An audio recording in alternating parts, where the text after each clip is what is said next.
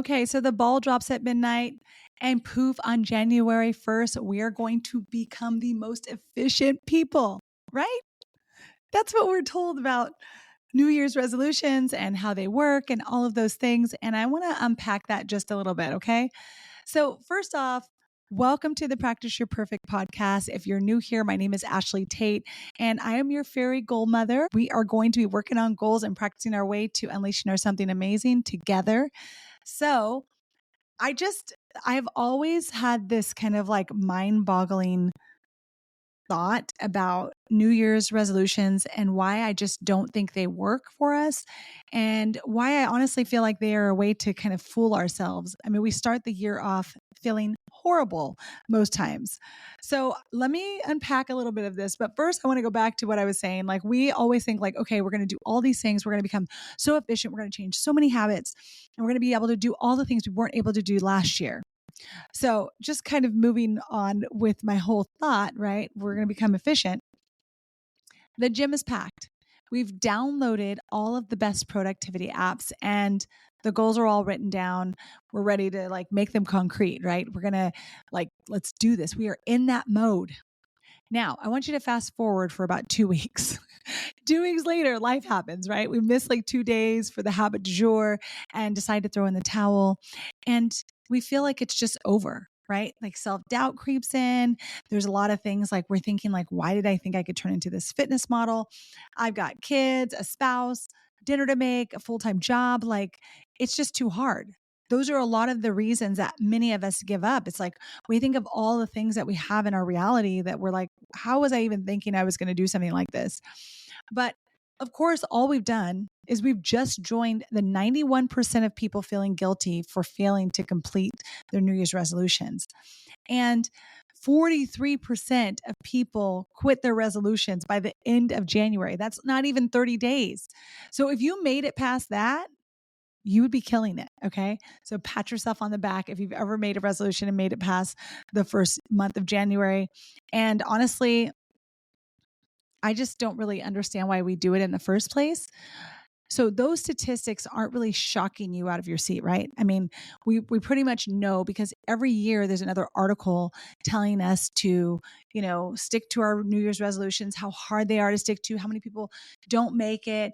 It's like a big feat if you actually do, continue to finish your resolutions. But yet each year we do it again and again and again. So each time we do this and we start off the year feeling like a failure by setting more resolutions, like I feel like there's a better way to move forward. And I'm going to share that with you today in today's podcast. This is like the definition of insanity to me when I think about how we continue to keep doing the same things over and over and over and getting the same result. All of us as a collective, You're not alone though, because Ohio State University found that 23% of people quit their resolution by the end of the first week. That's all I want to say. Okay. So how do we stop drinking the Kool-Aid? That's really like the question that I wanted to answer here. And it comes down to really like the fresh start effect. And it's a real thing. The start of the year is not special, but it is a well-known reset period for everyone. And during that time, we all take a little bit of time to evaluate the prior year, set new goals, choose a word, the deal, like all the things. So here we are essentially on someone else's timeline, attempting to enjoy the holidays, relax, and at the same time, stay focused enough to set new goals and like truly evaluate what happened last year and decide how we want to become a better human. So it's a lot to ask, and in order to change it, we have to approach New Year's with a completely different mindset. And that mindset that I am proposing is a feedback mindset. And what that allows you to do is create that fresh start effect at any time if, and this is the big part, if you're intentional about it. Okay. Now, the start of the new year, the start of the month, the semester, the season, or the start of your next 6 weeks, those could all be like fresh start effects for you, and you can be intentional about them, and it can be on your own time. Now, over 4 years ago, I learned how important it is to really distinguish between practicing a new habit and making a resolution for yourself.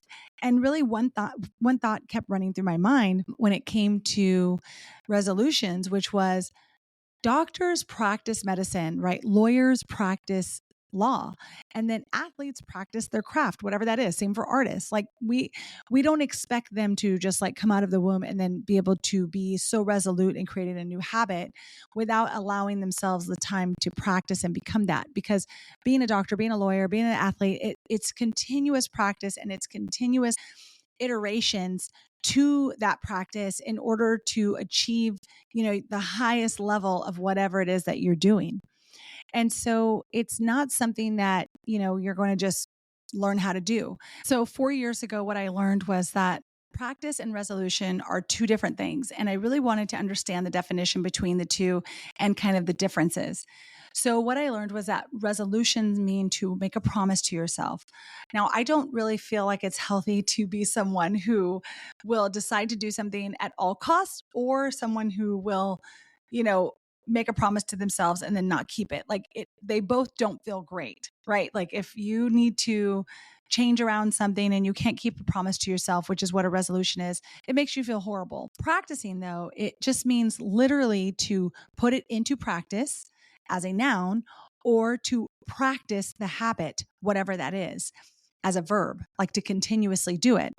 And I think that when we think about all of the other things that we allow ourselves to practice, I don't understand why achieving goals wouldn't be that, because we don't always have a crystal ball. We can't see, what's going to happen between now and then when you set a goal.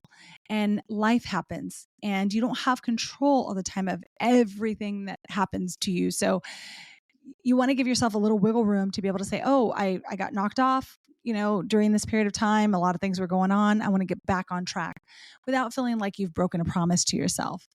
So if you can just focus on practicing consistently, and that's why I love the Practice Your Perfect 6, because every 6 weeks there are breaks to assess your progress and to get you back on track. So you can take intentional pauses so that you can practice more instead of giving up completely like we do with resolutions. So like I said, that fresh start effect is a real thing, but instead of getting caught up in the fresh start effect, I think we should just create regular check-ins and make sure that we're always assessing the progress and direction in relation to our goals. Like if it's keeping us focused on that vision and getting us to that vision, as opposed to you didn't do 2 days worth of work and now you're off and you don't want to do it anymore for the rest of the year. So this is to me where we find success, right? Setting lofty goals and making these huge goals is truly aspirational and inspiring. And yes, some would argue this is the point of setting goals in the first place. But just like doctors and lawyers and athletes and countless other professions, artists, we need to put our goals into practice. Okay.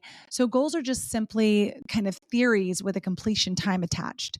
That's how I see goals, right? It's something that, you have to do an initial goal so that you can then put that theory into practice and see what's working and then remain open to feedback and subsequently allowing yourself to iterate as you continue to practice whatever that goal or theory is. So there's a saying that I don't really know who to attribute it to, but in theory, things can only get better, and in practice, they may well get worse. And what that means is when we have a plan to do something, it might sound amazing. The theory looks great. And I'll give you an example.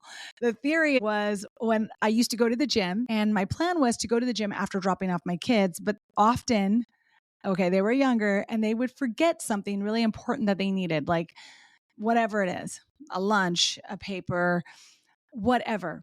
So in practice, I spent most of my morning driving back home to get whatever it was and then taking it back to the school, and really wasting that period of time where I could have been at the gym.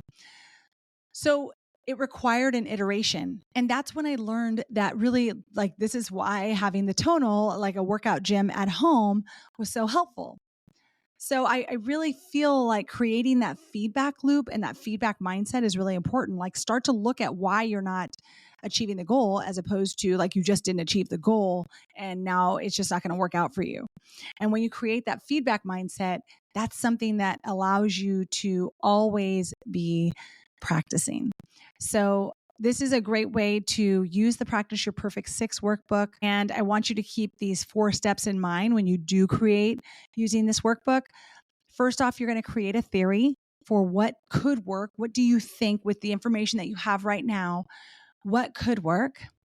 Then I want you to put it into practice for 6 weeks and try it.